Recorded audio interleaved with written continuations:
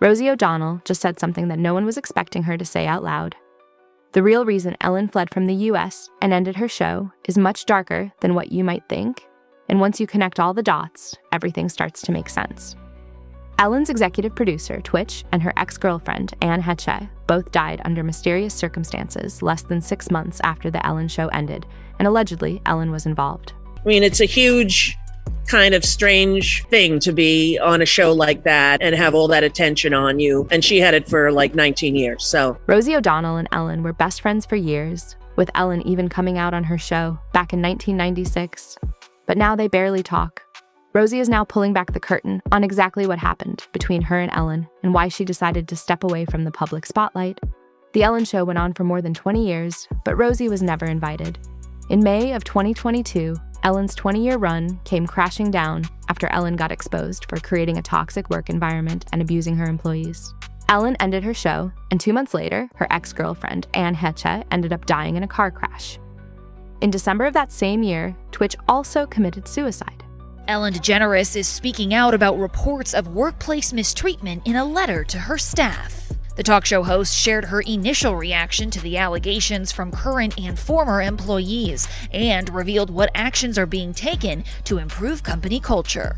Ellen said she was disappointed to learn about the claims in a recent BuzzFeed article, citing the show's enormous growth over the years and her increased reliance on people to do their jobs as they knew I'd want them done. She went on to acknowledge that clearly some didn't. I don't think you achieve anything by bullying people. In a statement to ET, Warner Brothers, the studio behind Ellen's show, claims they have interviewed dozens of current and former employees in the wake of these allegations. They say that during their investigation, it was revealed that there were some deficiencies related to the show's day-to-day management. And that moving forward, the studio and Ellen are committed to creating a workplace based on respect and inclusion. I stay grateful and I try to stay humble, and I think that I pay attention to what is important and what is real. These misconduct allegations stem from a BuzzFeed article that was published last week, which included anonymous accounts from a dozen former and one current employee. 2 months after The Ellen Show ended, Stephen Twitch Boss, executive producer of The Ellen Show, committed suicide and left a note. Several investigative journalists have said that in this note, Stephen pointed at Ellen as being the cause of his death. Even Stephen's wife said that he was incredibly stressed about something that happened on the show, and that stress is what caused him to take such a horrifying step. We're learning more tonight about the tragic side of Stephen Twitch Boss and the detailed steps he took to hide his plans. TMZ is reporting when Twitch left his home the day before he took an Uber to a motel about a mile away. At the motel, he switched his phone to airplane mode so no one could reach him. The motel manager says he checked in under his own name and never left his room. We also now know that Twitch left a suicide note. Details have not been made public, but TMZ reports the note alluded to challenges Twitch had faced in the past. Entertainer Tyler Perry knows firsthand what that is like. I want to take you back to a time in my life where I tried to commit suicide a couple of times because it was so dark. I thought the only way to make this better, this pain go away, is to end my life.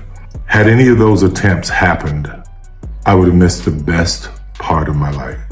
Some sources claim that Twitch saw something behind the scenes that he wasn't supposed to see, and that's what got him. Twitch's wife, Allison Holker, revealed that Twitch left her a note before his death. In this note, Twitch talked about the pressure Ellen was putting on him. Allegedly, Ellen wanted Twitch to help her clean her image and say that all the workplace abuse allegations against her were false. Fans trusted Twitch, and Ellen wanted to take advantage of this trust. Twitch knew everything that was happening on The Ellen Show, and Ellen wanted to silence him. Early on the morning of Tuesday, December 12, Twitch packed a small bag with only a change of clothes and his handgun, slipped out of his house without telling Allison, turned his phone to airplane mode so he couldn't be tracked, and took an Uber to the Oak Tree Inn, a dreary two-story motel in a hacienda-style building on heavily trafficked Ventura Boulevard, just a mile from his house, and paid $107 to reserve a room for a single night. Twitch made his way down to room 249 and let himself in. Allison reported to police that Twitch was missing shortly after he had left the house, noting with particular worry that she couldn't reach him by phone and he had not taken his car with him when he left, two things that she said were very much out of character for him. Because there were no details about Twitch's death, people just rushed to fill that void. This was at the time when Ellen had built this edifice as the nicest person on television. She would have YouTube stars, and all of a sudden that edifice was crumbling. The news about Ellen created a wave of online criticism at the time, including some directed at Twitch. As for exactly what can go on behind closed doors in Hollywood, Rosie O'Donnell once recounted a story about how Bill Cosby had been invited to her show and began to assault the producers who were working there. Bill Cosby's behavior was brushed under the rug because Hollywood is used to it. Sexual abuse is rampant in Hollywood and at times even celebrated. Several child actors have claimed that they were taken advantage of when they first stepped into the industry. These actors were forced to be intimate with music executives and film directors. If you wanted a role, you had to show you were willing to do whatever the director or producer wanted you to do. Hollywood managers who manage kids, it's a racket, man. Did you hear that kid from They're just grooming these kids, dude. That kid from Strange Things? Stranger Things. Yeah. He just left his manager, and they're alleging sex abuse. They just left their agent. See if you can find that. Owen Benjamin. The curly-haired kid. Oh, yeah. And he's Owen in Benjamin it too. just put it on his Instagram today because Owen has been taking a lot of heat online because he said that a 3-year-old kid shouldn't be fucking transgender, and people giving him a hard time saying he's a bigot. Like, are you out of your fucking mind? When What's you're up with this transgender? Stranger Things actor dropped agent because of accused of assault. Disney star follows suit. Jesus Christ.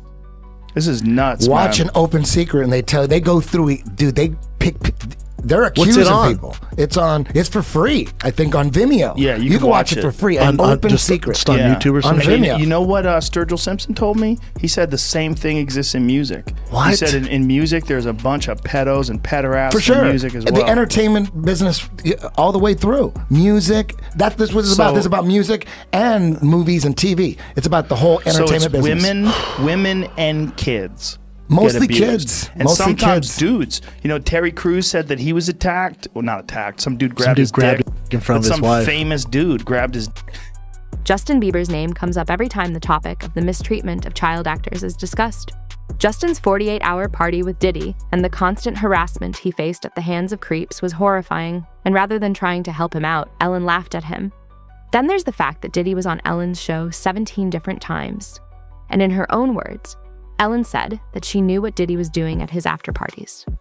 The timing of Ellen's fleeing the U.S. also lines up with Diddy's arrest. In 2024, a month after the FBI raided Diddy's Miami mansion, Ellen announced that she was leaving the U.S. forever and moved to the U.K. with her wife. Is that going to be a new thing? Are you going to try to be early? Yes, I'm trying to be early. Are you going to be early for my party? Yes, I am. No. No. You know I have to arrive fashionably late. All right. Not too late, though. Not too late? Not too late, please. What time would you like me there? I'll tell you later. Okay. But not too late. Because, you know, once you get there, the party really starts. Yeah. You know what I'm saying? I got you. I promise you I'm not going to let you down on this big one. All right, For good. real. Good. Your shoes, your feet are going to have blisters. You're going to be dancing so hard. I can't wait. Simply moving the UK isn't that suspicious, but the timing, the way Ellen completely changed her appearance, and how she stepped away from the public spotlight do make you think. To make matters even worse, Ellen recently announced that she's planning to come back, and believe it or not, this announcement came after Diddy filed for early release. They're losing their minds. She sounded so sincere, didn't she? Very she sincere. Virtually choke on her words. But the best one for me is Ellen DeGeneres, who is, by the way, a very nasty person. I've had dealings with her in Australia. Could I tell you some stories about that cow? But anyway, good riddance to her. But she was quite friendly with that P. Diddy bloke, wasn't she? Well, this is why I say release the Diddy files. Yeah. Release the Diddy files. Come on, Donald Trump. We want to know whose name. So maybe she's hightailing out of there before all that is thrown at her as well. But what a bunch of hypocrites. Ellen DeGeneres and her wife, Portia de Rossi, have reportedly fled the US, bound for the UK, after Donald Trump's landslide victory. Numerous publications are reporting the couple have left the United States permanently. There are also reports the couple have put their Montecito mansion on the market. Entertainment publication The Wrap has the exclusive story and said, Ellen DeGeneres and wife Portia de Rossi have moved to rural England, put their Montecito estate on the market, and plan to never return to the United States, telling friends the election of Donald Trump was their primary motivation. Ellen DeGeneres has been a vocal Trump critic, so the move doesn't come as a surprise to most.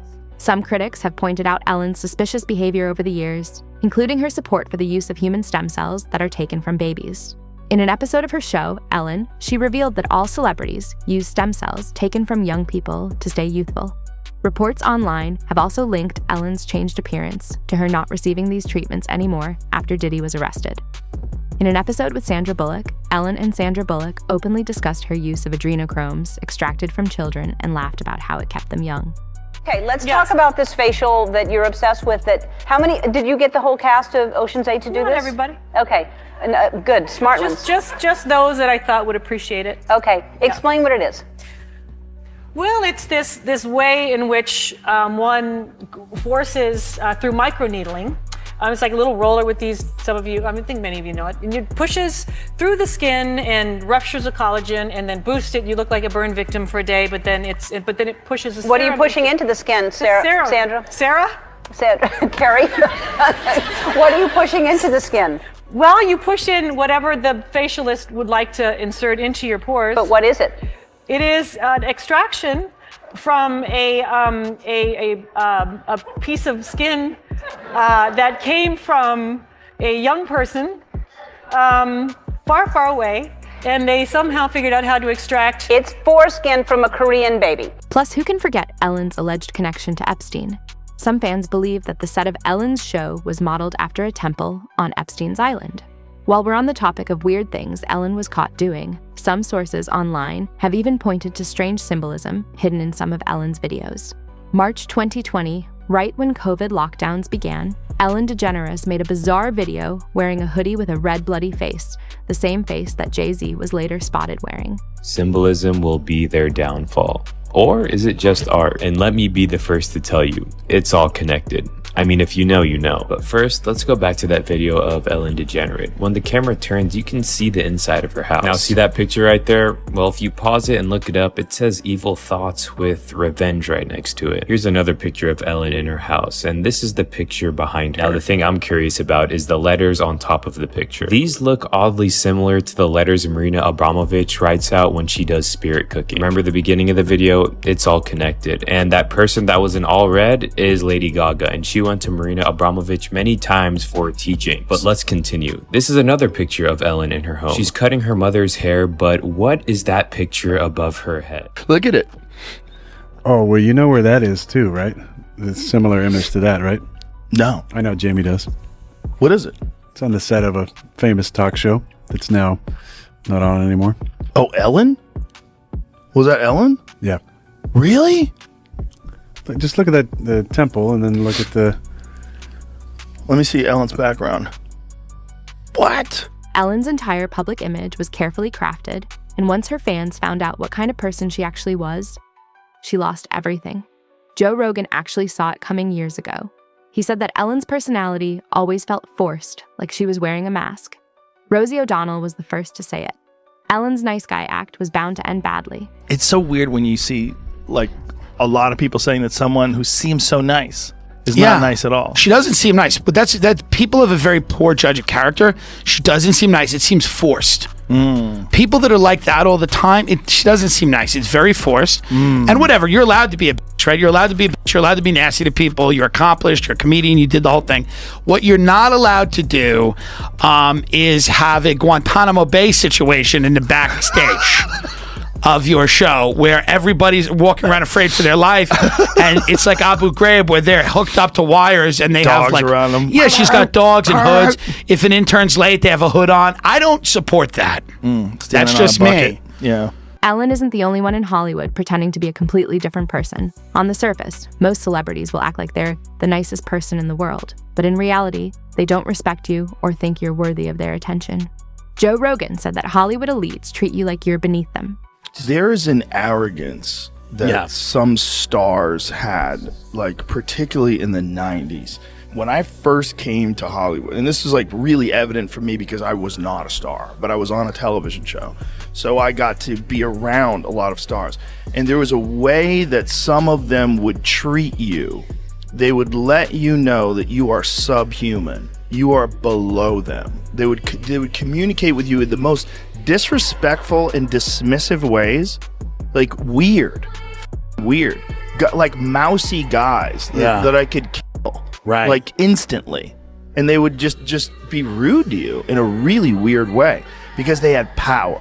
They had power, and then when an executive would come over, they would turn on the charm. They'd be smiling and laughing, and then you would talk to them at the craft service, and they would dismiss you in the shittiest ways. I encountered a bunch of that. Yeah. It was commonplace, and it was, I think, a thing that they aspired to. It was the same with Ellen. Once Ellen became famous, she pushed everyone away and did whatever it took to stay at the top. She didn't care what kind of people she had to associate with or what she had to do to her staff. In 2020, a BuzzFeed News investigation published testimonies from over a dozen former employees who worked for Ellen, who described the workplace as toxic, reporting racism, fear, and intimidation from senior producers. One former employee described being told not to talk to Ellen directly. Others said they were fired after taking medical or bereavement leave. Rosie O'Donnell talked about how Ellen used to be her best friend, but she pushed her away as soon as her show took off. I couldn't believe it. Why did she say that? I don't know, because I have photos of her holding my newborn babies. I knew her for 30 years. Like, I don't know, Rosie, we're not friends. It was so upsetting to me that I had T-shirts made. I don't know, Rosie, we're not friends. And I gave them out to my staff. Because it was very painful. And, we've never sort of gotten over it. Did she ever reach out to you to explain it or what her thinking was, or? No. I mean, I'm not the first person to say this, but she's a strange creature. Well, we're not similar. I can say that for sure. We're not emotionally similar. No. And I was never asked to go on her show. When I was, it was long after they had been on for many years, and she had the same staff as my show, the same producers, the same everything. And now I don't blame her for doing that. I didn't create the genre of a Merv Griffin, Mike Douglas talk show. This was what I grew up watching. But I did think that she was all of a sudden in the position I was in, where she was starting a show and wanted it to be successful and get the money and the accolades that came with it. And instead of deciding to stand next to me and hold my hand, which is what I did to her, she did the opposite. And I couldn't believe it. I couldn't believe it. By far the most shocking thing that Ellen is accused of being associated with is the death of Anne Heche. Anne Heche was Ellen's ex-girlfriend, and according to sources close to her, Anne Heche was working on a documentary that was going to expose Ellen. However, before any details could come out, Anne mysteriously died in a car crash 2 months after Twitch's death. The two people who knew the most about Ellen died within 2 months of each other, right after Ellen's show ended. This by itself doesn't prove any wrongdoing, but the circumstances of both deaths are highly suspicious. Anne Heche gets in this accident, and I'm bereft. Now, how did I know her? She did my show twice, and she and Ellen came to my home in Miami and swam in my pool, and we had lunch once. So I knew her, not really well, but in the celebrity vernacular, and that she was with Ellen for a while, and then how her career suffered, and her book, Call Me Crazy. There was a horribly tragic child abuse in that family, and I've always sort of felt sorry for her. So when she's dying and when that all happens, I'm legitimately bereft in a way that maybe surprised me. I'd wake up in the morning and think, oh my God, something's wrong. Oh, Anne Heche is in a coma. Like, it was obsessive to me. So she died tragically. In May 2002, the Ellen DeGeneres show was canceled, and then 2 months later, Anne Heche, Ellen's ex-girlfriend, was in a really bad car accident where she flew her Mini Cooper into someone's house and it caught fire. And what has never sat right with me is the cross comparison between the coroner's report and the actual aerial footage. The coroner's report says that she was unconscious until her death, just from smoke inhalation and from being brain dead from the fumes in her brain. But if you look at the footage, she sits straight up, and that takes a conscious effort, I feel. But I'm not a scientist. I mean, I'm not a doctor. But the other thing is her other host, her co-host Twitch, died 4 months after that. And I just think that that's a suspicious amount of, close people around you. No one can ever really know exactly what Ellen was involved with, since both Twitch and Anne Heche died. But here's the thing. The rest of Hollywood is just as bad. Joe Rogan spoke out about allegations and patterns of sexual abuse and predation in the entertainment industry and how common abuse might be among child actors and young performers.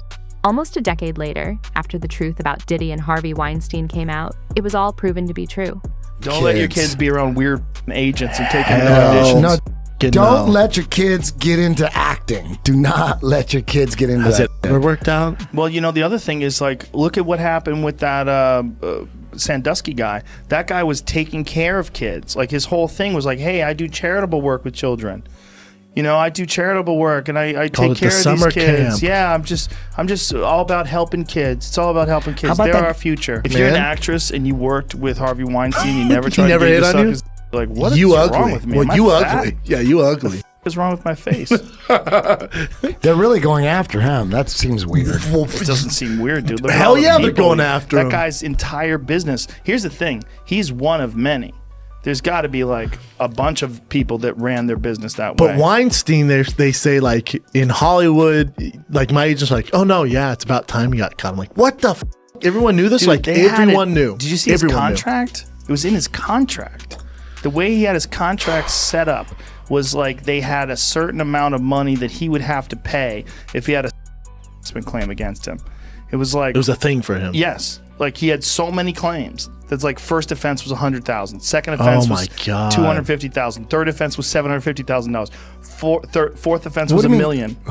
He had it written into his contract with Miramax. His contract with the Weinstein Company. Like, he owned Miramax, right? I don't know. Explain that contract. Like, he'd have to pay $100,000. Yes. They're protecting themselves. Oh, when they sign harassment. When they sign him, they go, okay, the first time you one of these guys, it's going to be $100,000. Yes. Second time, it's $200,000. It's not just. Yes, I mean it was. That's so how big of a problem it was. It was such a huge. It was so known of what he would do, and look, even Quentin Tarantino said that he did it to his ex-girlfriend. Here's the real question. How many others in Hollywood are hiding behind the exact same nice image? Because according to Joe Rogan, this isn't just about one person, it's an entire system.